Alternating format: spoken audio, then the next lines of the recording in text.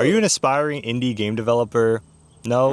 I don't care. Here are 5 really useful websites I found while working on my game. Starting off, we have Gameuid Database.com. It is pretty much the greatest of all time UI resource if you're looking for a UI inspiration or if you're trying to see how real games handle UI. You can sort by features, game screens, and even art styles, which is really handy. Like for me, I was stuck on designing the main gameplay HUD as well as the game over screen for my project, but it was really easy to find similar games and figure out features, and it got me out of that hump. Next, we have Vginssights.com, which stands for Video Game Insights. You pretty much get all of the analytics that Steam provides about the games on its platform. You can see the trends for both indie as well as AAA games. It lets you see how many players, sales, and pretty much all the information. For your next commercial project, you can pick a genre or type of game that is still not too oversaturated, but still has potential player base looking for a new game. The next site is itch.io. If you don't know what itch.io is, you're either a beginner or you have been living under a rock in the gulag. It is pretty much the mecca of indie games. You can upload your own games for players to play, as well as participate in game jams, which are really helpful if you're just starting out. But the main feature that I really find useful is the assets. As a marketplace of assets are both really cheap or just pretty much free. You'll find a lot of useful tools there, whether it's 3D models or pixel art or even like scripts and frameworks that you can use. It's pretty much an essential website at this point for indie games and indie developers. So if you haven't checked out the asset marketplace, that is something you have to do. The next is lowspec.com. It is the premier place to be for anything pixel art related. You can get a lot of pixel art resources and inspiration from this site, but the main thing that I found really useful about it is the color palettes page. Here is where pixel artists that are really talented post their own color palettes that work really well for pixel art, but also one thing that I found is they work great in general for all types of art. I use these color palettes to kind of figure out the theme for my game, as well as just to make things look more cohesive when I'm making textures, even 2D assets that aren't pixel art. Okay, the last one is mixamo.com. It's the industry's most widely known secret, where you can get free animations,